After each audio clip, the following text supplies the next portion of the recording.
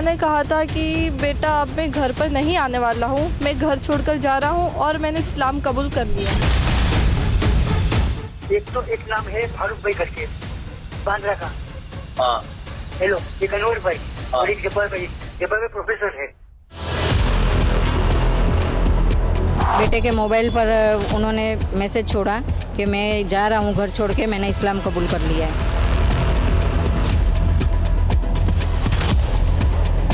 जन्नत का रास्ता यही है इस्लाम। उसने काम करके आया जोधपुर के अंदर, 400 आदमी को इस्लाम कबूल करवाया। आप देख रहे हैं TV9 भारतवर्ष। मैं हूं आपके साथ प्रीति रघुनंदन और मेरे साथ है निधि वासंदानी। बड़ी खबर इस वक्त आ रही है, मुंबई में राजेश के रियाज बनने की कहानी में नए नए खुलासे हो रहे हैं। 7 दिन में राजेश जानी ने कैसे इस्लाम कबूल किया, इस पर बड़ा खुलासा हुआ है। राजेश की चैट्स में कुछ वीडियो लीक्स हुए हैं और इनके लिंक्स बरामद हुए हैं जिन्हें राजेश अपनी बेटी को भी भेजा करता था और ईयरफोन लगाकर सुनने को कहता था। ये वीडियो इस्लामिक कहानी और परंपराओं के बारे में है और कहा जा रहा है कि इन्हीं वीडियो के सहारे राजेश अपने बच्चों पर भी इस्लाम अपनाने का दबाव बना रहा था। TV9 पर राजेश जानी की बेटी और पत्नी ने धर्मांतरण को लेकर हर खुलासा किया है। आपको सुनाएंगे उनकी हर बात, हर खुलासा।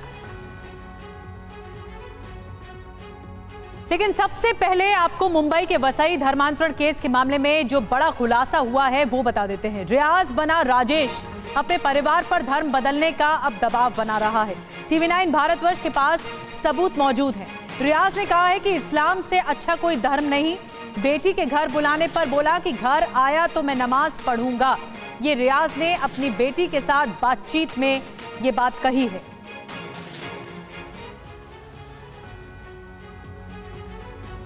धर्मांतरण के बाद रियाज बन चुका राजेश अपनी बेटी का ब्रेन वॉश करने में लगा हुआ था। वो उसे इस्लाम धर्म से जुड़े वीडियो लिंक्स भेजा करता था और ईयरफोन लगाकर सुनने को कहता था।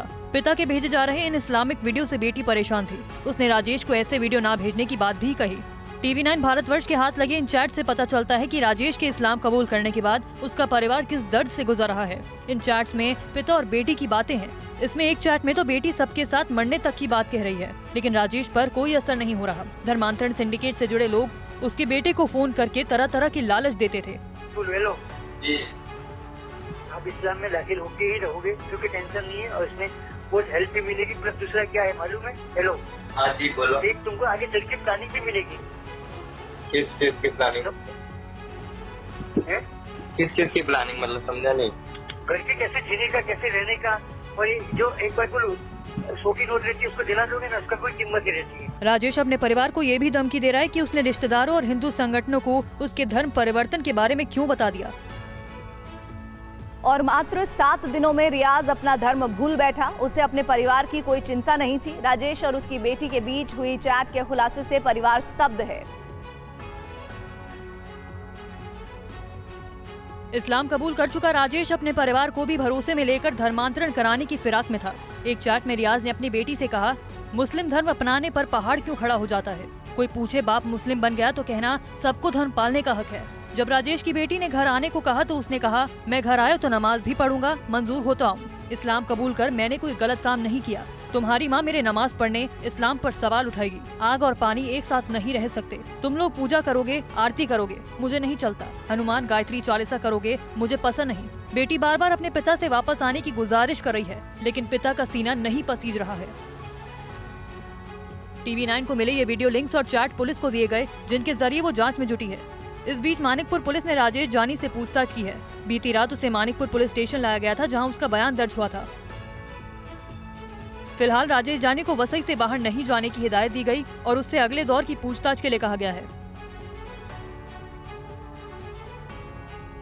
और TV9 पर रियाज बने राजेश के परिवार का बयान भी सामने आया है। बेटी ने लगाया धर्म परिवर्तन के लिए दबाव डालने का आरोप। घर लौटने के लिए भी राजेश ने शर्त रखी थी। घर पर इस्लाम फॉलो करने की शर्त रखी थी।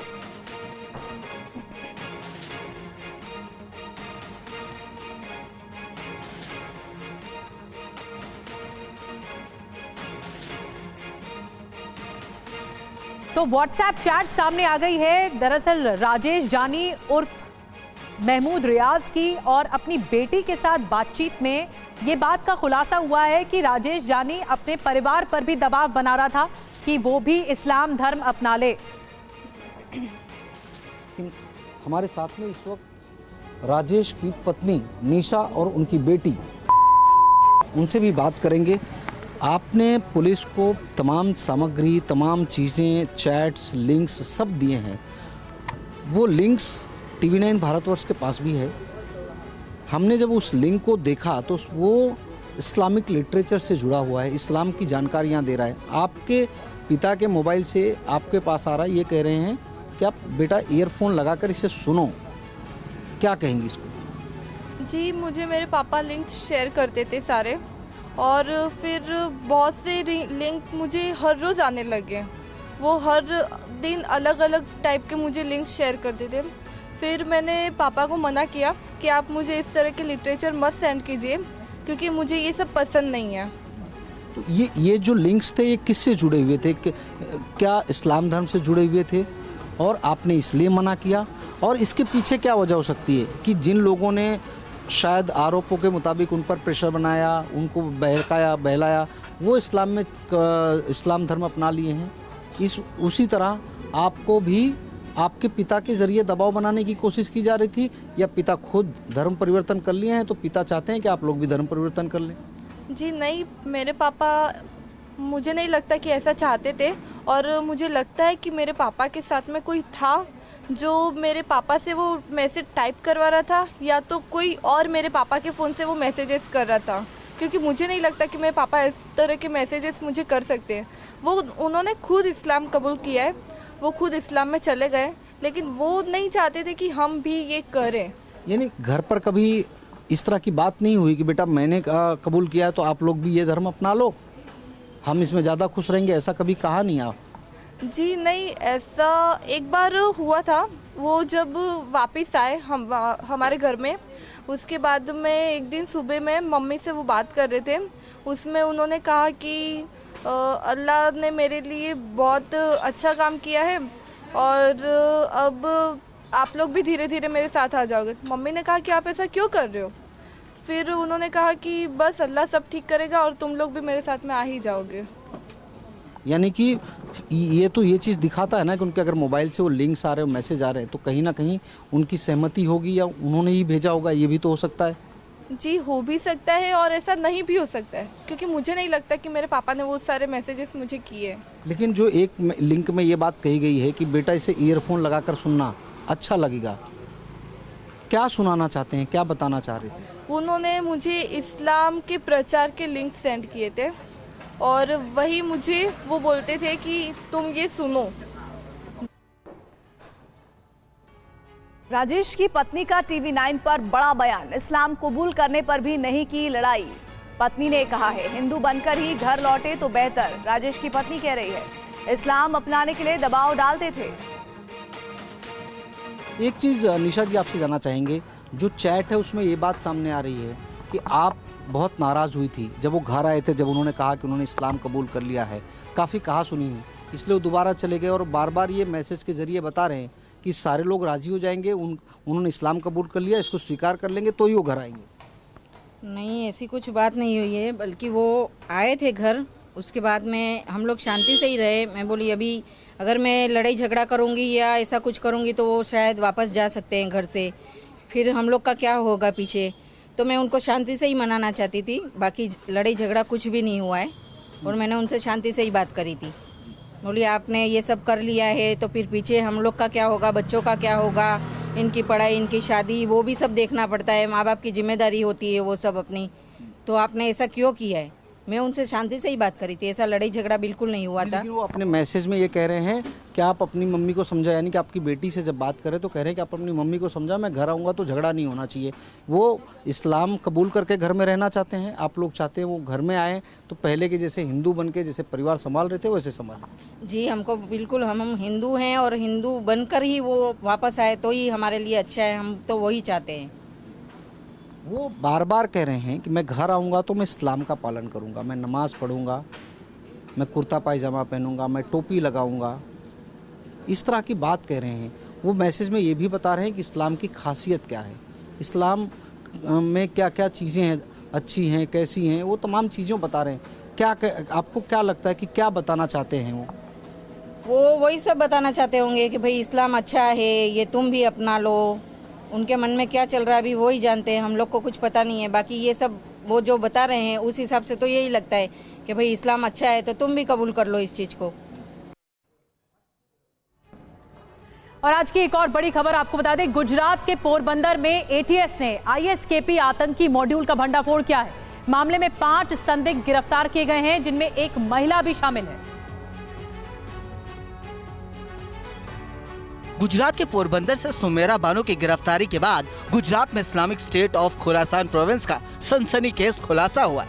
आज एटीएस की टीम ने पोरबंदर से सुमेरा बानो को गिरफ्तार किया तो पता चला कि आईएसआईएस की विचारधारा से प्रभावित होने के बाद ये लोग विदेश जाने की तैयारी में थे। एटीएस ने इस मामले में 5 संदिग्धों को गिरफ्तार किया है, जिसमें श्रीनगर से उबैद नासिर मीर, श्रीनगर से हनन हयात, श्रीनगर से मोहम्मद हाजिम शाह, सूरत से जुबैर अहमद मुंशी और सूरत से सुमेरा बानो का नाम शामिल। 9 तारीख के सुबह पोरबंदर से जो इन्फॉर्मेशन मिला था वैसे 3 लोगों को डिटेन किया। जिन लोगों को पोरबंदर से एटीएस की टीम ने डिटेन किया है उनके नाम हैं उमेद नसीर रहवासी श्रीनगर, हनान हयात शौल रहवासी श्रीनगर और मोहम्मद हाजिम शाह रहवासी श्रीनगर। 5 संदिग्धों की गिरफ्तारी के बाद जांच एजेंसियां पता लगा रही हैं कि ये लोग गुजरात में कब से रह रहे थे और इनका मेन मोटिव क्या था। एटीएस ने खुलासा किया कि इनमें से 4 आरोपी बोट के रास्ते अफगानिस्तान जाने वाले थे। सभी को खुरासान में ट्रेनिंग लेनी थी। आईएसकेपी के लिए काम करने वाली आरोपी महिला सुमेरा बानो को लेकर बड़े खुलासे हो रहे हैं। बताया जा रहा है कि सुमेरा ने ऐसी कई जगहों की रेकी की थी जिसमें बीजेपी और आरएसएस के दफ्तर भी शामिल थे। ये जानकारी भी मिली है कि इसमें से 3 आतंकी अफगानिस्तान जाने वाले थे। पोरबंदर के बोट से अफगानिस्तान जाने की तैयारी, सभी को पोरबंदर में इकट्ठा होना था। पोरबंदर से कोई दूसरा शख्स अफगानिस्तान पहुंचने वाला था, सभी को खोरासान पहुंचना था जो आईएसआईएस का मुख्य अड्डा है। गुजरात पुलिस के एटीएस के अधिकारियों को ऐसी एक इंफॉर्मेशन मिली थी कि एक प्रतिबंधित आतंकवादी संगठन है ISKP, Islamic State Khorasan province. इस संगठन से जुड़े 3 आतंकवादी भारत से गुजरात होकर बाहर जाने वाले हैं। और दिल्ली में एक लड़की ने मामला दर्ज कराया है। आरोप है कि शाहरुख नाम का लड़का परम शर्मा बनकर उसे 3 साल से धोखा दे रहा था। परम शर्मा उर्फ गोलू के नाम से लड़की को प्रेम जाल में फंसाने और जान से मारने की धमकी देने वाले शाहरुख को दिल्ली पुलिस ने गिरफ्तार कर लिया। लड़की ने शाहरुख पर रेप का आरोप भी लगाया है। ये मामला 2020 का है, लेकिन इसी साल जनवरी में शाहरुख के सच का खुलासा होने के बाद पीड़िता ने दोस्ती तोड़ दी। उसके बाद आरोपी ने लड़की के फोटो और वीडियो का हवाला देकर उसे ब्लैकमेल करना शुरू कर दिया। उसकी मेरी मुलाकात इंस्टाग्राम से हुई थी, वो भी परम शर्मा नाम इंस्टाग्राम आईडी से, और उसने मेरे से गोलू बन के बात की थी।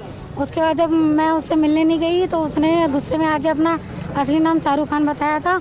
उसके बाद फिर मेरे घर वालों ने उसको समझाया भी था, मगर वो समझा नहीं। उसने मुझे खुद ब्लैकमेल किया कि मैं तेरे घर वालों को मार दूंगा और तुझे भी मार दूंगा। मामला दिल्ली के करावल नगर का है, जहां लड़की की शिकायत पर पुलिस ने कार्रवाई शुरू कर दी।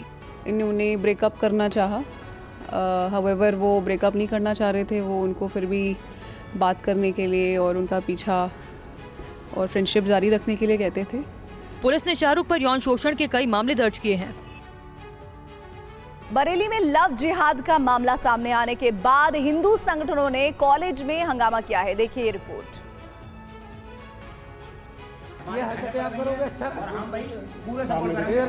बरेली में एक और लव जिहाद का मामला सामने आया। यहाँ अरमान नाम के एक युवक ने अपना नाम अमन बताकर एक हिंदू छात्रा को लव जिहाद का शिकार बनाने की कोशिश की। नाम बदलने के साथ साथ अरमान अपनी पहचान छिपाने के लिए हाथ में कलावा भी बांधता था।